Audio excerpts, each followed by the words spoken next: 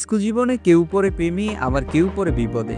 তেমনি এই ছেলেটা সে ক্লাসে বসে এমন কিছু অভদ্রতা করে বসে যা দেখে পুরো ক্লাসরুম থমকে গিয়েছিল। তবু একদিন সেই অভদ্র ছেলেটাই ভালোবাসার জন্য নিজের সবকিছু পাল্টে ফেলেছিল। কিন্তু শেষমেশ তার ভালোবাসা কি জিততে পেরেছিল নাকি হার মেনেছিল সময়ের কাছে?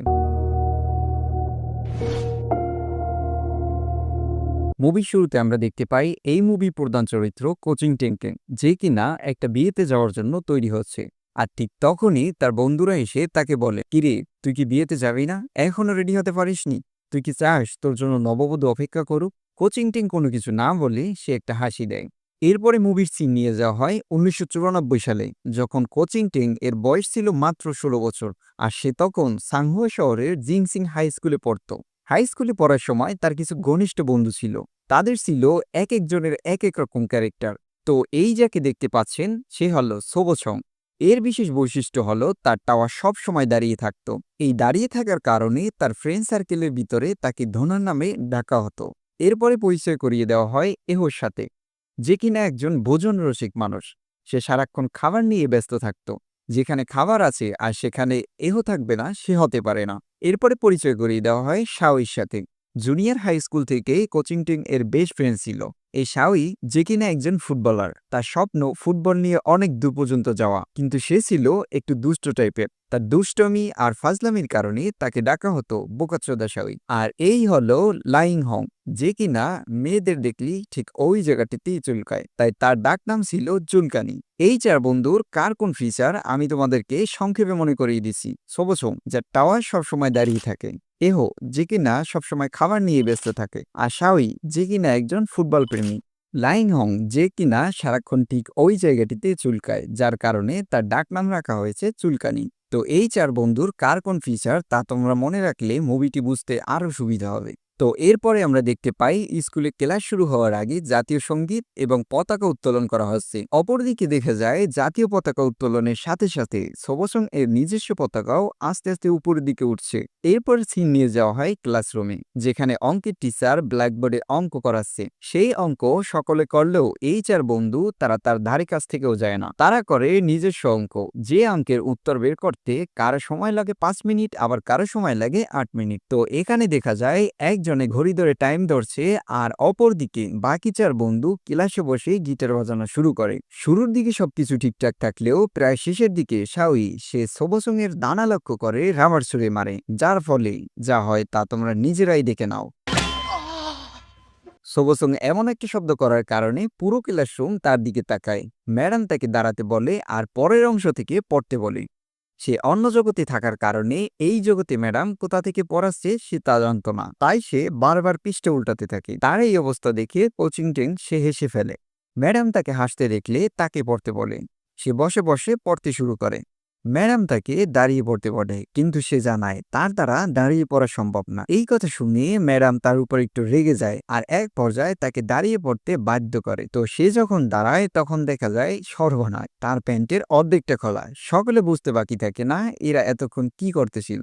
স্কুলের হেডমাস্টার এসে তার কাছে জিজ্ঞেস করে, বাবা তোমরা এতক্ষণ গিটার বাজাচ্ছিলে? আমার এই শিক্ষকতার জীবনে আমি অনেক ছাত্র দেখেছি যারা ছিল প্রতারক, ঝগড়াটে, নেশাখোর, এমনকি ক্লাসের শিক্ষককে মারতে পর্যন্ত দেখেছি, কিন্তু তোদের মতো লুচ্চা কাউকে দেখিনি। হেডমাস্টার তাদেরকে ওয়ার্নিং দেয়, এরপরে যদি তারা এমনটা আবারও করে তাহলে তাদের বাবা মাকে ডাকতে সে বাধ্য হবে। হেডমাস্টার মশাই তিনি খুব ভালোভাবেই জানতো যে ক্লাসে বসে এরা আবারও এসব করবে, তাই সে ওদের ক্লাসে সবথেকে ভালো ছাত্রী, যার নাম সানচাই, তাকে ডাকে আর বলে এখন থেকে কোচিং টিম তোমার সামনেই বসবে আর তুমি তাকে স্কুলে পড়া ঠিকভাবে বুঝিয়ে দিবে। আর সোবসংকে বলে তুই হসিমিং এর সামনে বসবি। এই হসিমিং হলো সানচাই এর বান্ধবী। আর বাকিদেরকেও বলে তোদের জন্য একই নিয়ম। এরপরে তারা ক্লাসরুমে যায় আর হেডমাস্টার মশাইয়ের যেভাবে তাদেরকে বসতে বলে তারা ঠিক সেভাবেই বসে। হেডমাস্টার মশাই এমন সিদ্ধান্তে কারো কোনো আপত্তি না থাকলেও কোচিং টিং এর ভীষণ আপত্তি ছিল।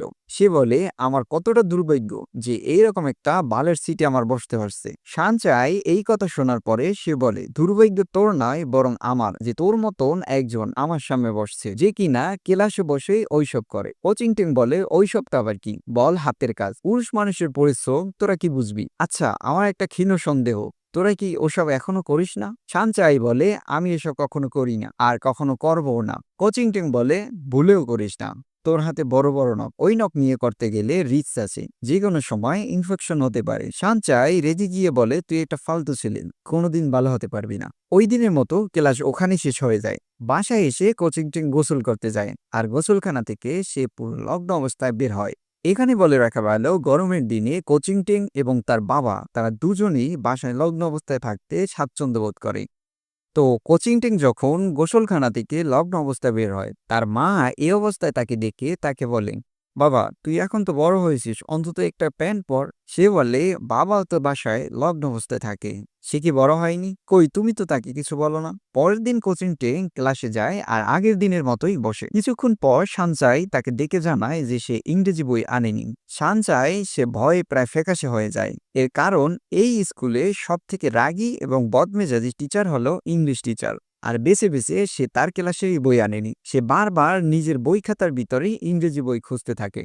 আর এর ভিতরেই ম্যাডাম সে ক্লাসে এসে বলে, তোমরা যারা ভুলে ইংরেজি বই আনোনি তারা দাঁড়াও। তো সানচাই দাঁড়াতে যাবে, এমন সময় কোচিং টিং তার নিজের বই তাকে দিয়ে দেয় আর সে দাঁড়িয়ে যায়। ম্যাডাম তাকে ক্লাস থেকে বের করে দেয় আর বলে যাওয়ার সময় মাথায় করে যেন সে চেয়ার নিয়ে যায়, আর তাকে বলা হয় বাইরে গিয়ে চেয়ার মাথায় নিয়ে 10 বার লাফ দিতে। সে বাধ্য ছেলের মতো ম্যাডামের আদেশ পালন করে। অপরদিকে দেখা যায় সানচাই সে খুব মন দিয়ে বই পড়তেছিল। হঠাৎ সে দেখতে পায় কোচিং টেং একটা জায়গায় লিখে রেখেছে, সানচাই সে অনেক কিউট, আমি তাকে ভালোবাসি, আর একদিন আমি তাকে পাবই। এই লেখা দেখে সানচাই সে হেসে ফেলে। পরের দিন সে গতকালের জন্য তাকে ধন্যবাদ দেয়। কোচিং টেং সে একটু অবহেলা সুরে বলে, কোনো ব্যাপার না। সানচাই তাকে জিজ্ঞেস করে, আচ্ছা তুই পড়ালেখা করিস না কেন? কোচিং টিং বলে, কারণ আমি চাই না তাই। আমি যদি সত্যি সত্যি চেষ্টা করি তাহলে এতটাই ভালো করব যে আমি নিজেই ভয় পেয়ে যাব। তাই আমি পড়াশোনা করি না। আর আমি যদি লেখাপড়া শুরু করি তাহলে সবার আগে তোকে হারিয়ে দেব। আর তোর হেরে যাওয়াটা আমার কাছে একেবারেই ভালো লাগবে না। সানচাই বলে, পারলে তুই আমাকে হারিয়ে দেখা। ওই দিনের মতো ক্লাস ওখানেই শেষ হয়ে যায়। ওই দিন ক্লাস শেষে সানচাই তাকে একটা কুইজ দেয় আর বলে পরের দিন যেন সে ওই কুইজটা কমপ্লিট করে আনে। আর কুইজ দেওয়ার সাথে সাথে তাকে একটা ম্যাথের বইও দেয় আর বলে যেগুলোতে হলুদ দাগ দেওয়া আছে সেইগুলো সে যেন কমপক্ষে 3 বার করে, তাহলে অন্তত পরের পরীক্ষায় 50% তুলতে পারবে। সে বলে, মাত্র 50? এতে আমার পোষাবেন, তোরটা তুই কর। এরপরে আমরা দেখতে পাই কোচিং টিং সে লেখাপড়া শুরু করেছে আর সে পড়তেও বসেছে। কিন্তু সে কিছুক্ষণ পড়ার পরই বলে, এইবারে লেখাপড়া তো অনেক বিরক্তিকর, বুঝতে পারছি না জটিল অঙ্কগুলো করে জীবনে কি করতে পারবো। তাকে পড়তে দেখে তার মা তার জন্য খাবার এবং এক বক্স টিস্যু নিয়ে আসে। তাকে জিজ্ঞেস করে, বাবা হঠাৎ এত পড়াশোনা করছিস যে, কোনো মেয়ের পাল্লায় পড়ছিস না? কোচিং টিং বলে, আমার যখন ইচ্ছা আমি শুধু তখনই পড়ি। তার মা তাকে বলে, পড়াশোনা করতে চাস ভালো কথা, বেশি বেশি পরিশ্রম কর, মন যখন চায় তখন পড়বি আর বাকি সময় পড়বি না, এটা কেমন কথা? কোচিং টিং বলে, আচ্ছা আমি ভেবে দেখবো। পরের দিন সে নিয়ম মতো ক্লাসে যায় আর সানচাই এর কুইজ তার কাছে জমা দেয়। এরপরে আমরা দেখতে পাই কোচিং টিং সে খুব ভালোভাবে পড়াশোনা শুরু করেছে। পড়ালেখার প্রতি এখন সে খুবই যত্নবান হয়ে উঠেছে। তো একদিন রাতের বেলায় বাসায় খুব গরম থাকার কারণে সে জামা কাপড় খুলে চিৎকার দিয়ে দিয়ে পড়তে শুরু করে। তার চিৎকার আর চেঁচামেচির কারণে পাশের বাসার আঙ্কেল সে বিরক্ত হয়ে এসে তাকে জিজ্ঞেস করে যে সে এত রাতে এখানে কি করছে। সে তাকে বলে, আমি ইংরেজি পড়ছি। আঙ্কেল বলে, ইংরেজি তোর জন্য অপ্রয়োজনীয়, ওসব পড়ার তোর কোনো দরকার নেই, এখন তুই ঘুমাতে যা। আর ঘুমাতে যাবার আগে আমাকে একটা ইংরেজি বলে শোনাতো, দেখি তুই কেমন এতক্ষণ ইংরেজি পড়লি। কোচিং টিং বলে, আই ফাক ইউ। আঙ্কেল বলে, এর অর্থটা আবার কি? কোচিং টিং বলে, এর অর্থ হলো আমি তোমাকে চুদি। আঙ্কেল বলে, আমি আগেই বলছিলাম ইংরেজি তোর জন্য অপ্রয়োজনীয়, এখন সময় আছে, আমার কথা শোন আর ভালোই ভালোই ঘুমাতে যা।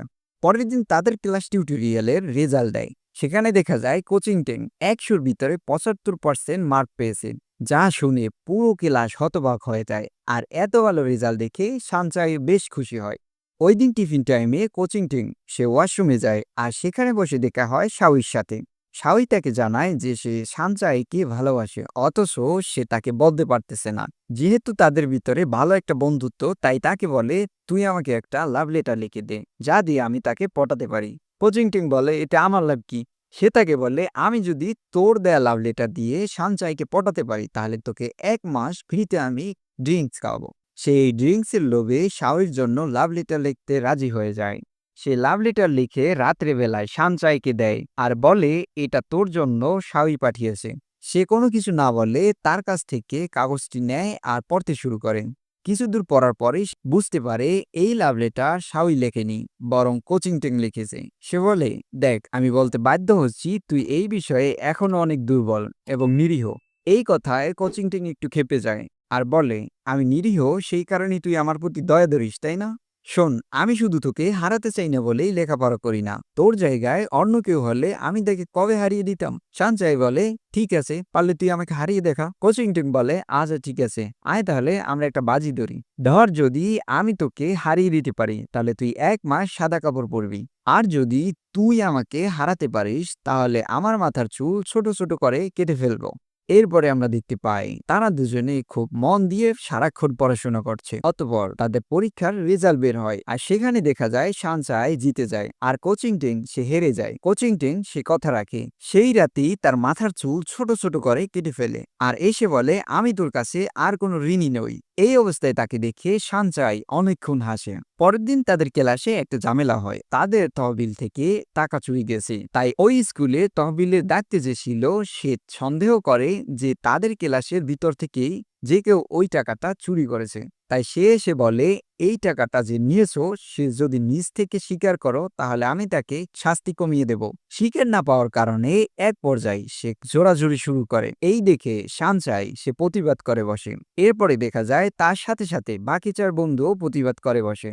তাদের এমন আচরণে স্যার রেগে যায় আর তাদেরকে ক্লাস থেকে বের করে দেয়। সানচাই জীবনে প্রথমবার এমন শাস্তি পাওয়ার কারণে সে লজ্জায় কাঁদতে থাকে। তাকে কাঁদতে দেখে তার বন্ধুরা তার সাথে ফ্লার্ট করতে শুরু করে। এক পর্যায়ে তার মন ভালো হয়ে যায়। এরপরে অবশেষে আসে সেই বিদায়ের অন্তিম মুহূর্ত। বিদায় অনুষ্ঠানে সানচাই বক্তৃতা দেয়, যা সবাই মুগ্ধ হয়ে শুনতে থাকে। তাদের গ্রাজুয়েট শেষ হয়ে যাওয়ার পরে বন্ধুরা মিলে ঘুরতে যায় আর সেখানে বসেই তারা বলে যে জীবনে কে কি হতে চায়। পরের দৃশ্যে আমরা দেখতে পাই যে তারা এক একজনে এক একটা বিশ্ববিদ্যালয় চান্স পেয়ে যায়, যে যার মতো করে পড়তে চলে যায়। আর ওই দিকে দেখা যায় কোচিং টিং সেও একটা বিশ্ববিদ্যালয়ে চান্স পেয়ে যায়, সেও সেখানে পড়তে চলে যায়। বিশ্ববিদ্যালয়ের রুমমেট হিসেবে যাদেরকে আমরা দেখতে পাই তারা খুবই ইউনিক ক্যারেক্টারের। যেমন এই যাকে দেখতে পাচ্ছেন, এর নাম হলো সোলন, যে কি না বডি বিল্ডার। সে সারাক্ষণ ব্যায়াম নিয়ে ব্যস্ত থাকে। আর এর নাম হলো আইচি, সে কখনই ক্লাসে যায় না, সে রুমে বসে সারাক্ষণ চটি গল্প করে। এর নাম হলো সিয়েন হান, যে কি না সারাক্ষণ পড়াশোনা নিয়েই থাকে। ভাগ্যিস ভালো তাদের ভিতরে একটা জায়গায় মিল ছিল, তারা ভিডিও দেখতো একসাথে। আর ভিডিও দেখার সময় তাদের কিছু কথাবার্তা এমনটা ছিল, এই দেখ দেখ মিয়া খলিফা আগের থেকে শুকিয়ে গেছে না, কিন্তু ওই দুইটা দেখ কিন্তু আরো বড় হয়েছে। সানি লিওনের তা দেখ পুরো কালো রেতের মতো।